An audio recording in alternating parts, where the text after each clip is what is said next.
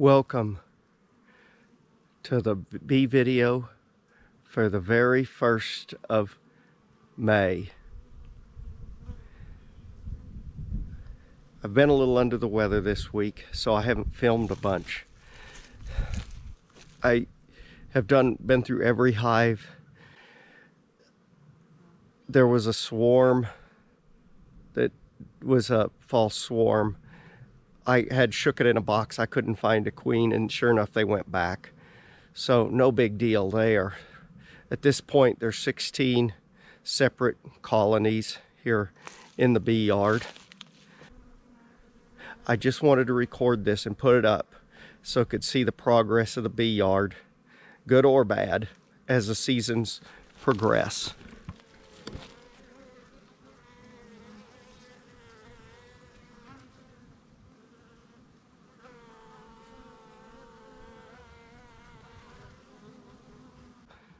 All the colonies have both some syrup and a pollen patty. We're expecting rain tomorrow, probably most of the day. It's showing 80%, so there's a pretty good chance we'll get a lot of rain tomorrow. I want to make sure the bees have adequate food. They've been doing a lot of work, brooding, making bees, and there's some pollen and a little bit of nectar coming in. And it seems like some of the colonies are doing better at collecting nectar and pollen than the others, but they are all going through almost everything they're bringing in still, I believe, looking through the boxes. So I think the best thing is to do is just, as long as they're taking it, go ahead and keep on feeding them. We'll see how it goes. I didn't do this last year, and I didn't have the propagation success that I've had so far this year. That's not mean to say they're all going to take, but I'm hoping some of them take anyway. I'm hoping to go into fall with somewhere between 8 and 12. And I've stated in earlier videos, started this season with 6. Let's walk around and we'll look through the hives real quick, and I'll show you what else I'm working on for the bees over here.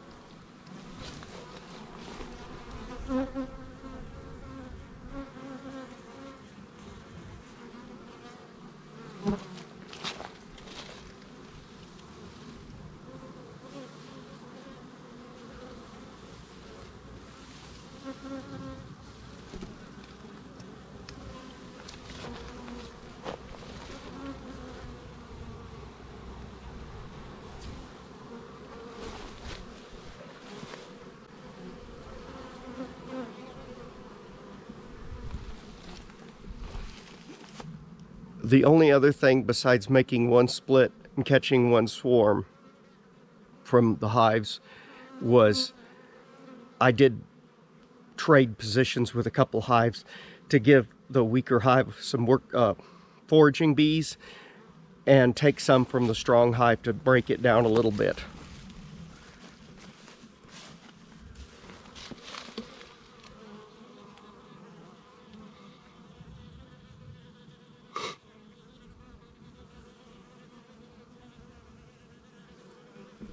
I'll take you over where I'm working on some hardware and equipment. My equipment supply has dwindled greatly with this many different colonies being established.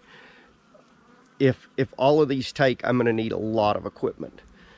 But I'm going to go ahead and try to build it just in case. And if they don't, no big deal. I'm not expecting that. But I'm hoping at least a few of them take. Which, by looking inside the boxes, there's queens in there laying. Although I've had that before, and then something happened and they kind of fizzled out on me. So we'll have to see. As you can see, the bee yard's a real mess. And I've been so busy with all of this, I haven't had time to do anything as far as plants go. in the garden. I guess I need to go get some and force myself to get moving on that project too. These are the homemade boxes I make. I put these handles on them because I prefer these over the ones carved into the side of the box. They're easy to grab. I caulk all the way around all the seams. I make sure these seams are good and tight, and if there's any space in there, I fix them. Any of the knots get double glued. Anything that's got a gap or a crack gets caulking. I put 2 coats of primer on the boxes and 2 coats of paint, so they're well sealed. And I paint this area here too, which takes a little more effort, but I think it's well worth it. They may not be the prettiest boxes, and they're definitely not commercial looking or great for a commercial beekeeper, but these boxes suit a hobbyist beekeeper just fine. I don't ever plan on loading bees up and hauling them across the country or anything like that, so I'm not worried about moving a ton of hives at once. If I could get about 15 hives on the back of the truck, I'd be happy. 15 singles, which I think I can do that and tie them down adequately to move them to another yard eventually if I get to that point. But that's what I'm going to be working on, is painting boxes. They took a jar. If the newer colonies took a jar of feed this week, they got a second jar.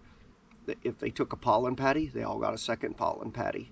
That might be crazy just to keep feeding.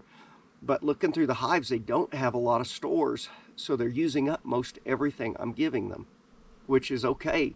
I have no problem buying bags of sugar. It's more economical for me to buy bags of sugar than would be to buy fuel to run around the countryside and waste my time trying to catch swarms or cut swarms out, that kind of thing. Don't get me wrong, if that's your thing, go do it. But I'll tell you, if I can buy a few bags of sugar, I'm happier right here alone in the bees' yard, working with the bees, enjoying the bees, and taking good care of the bees that are here. I did have an opportunity to go do a cutout, but I told them no, I'll pass, find someone else. I better spend the time here with these bees rather than go out and try to catch bees from unknown sources. Also, for my thoughts, if you're taking care of your bees and your bees don't have heavy mite loads, and you go bring a colony in with a heavy mite load, then your colonies get mites from those stinking bees. And I at this point, looking at my drones and stuff, I shouldn't have a heavy mite load. I'm wanting to go ahead and do mite washes, but it's going to rain tomorrow, so I figured just work the bees, get them equalized out the best I can, see how that goes, and then give it a week or so and let this rain pass. And then when weather gets a little better, probably go through the colony and go ahead and do a mite wash, just to make sure that everything seems to be okay. If you stuck with me to the end, thank you so much for watching. If you would, please hit the subscribe button, hit that notification bell so you'll know when I put up some more videos. You can track my progress with me. Happy beekeeping. Enjoy the rest of your day.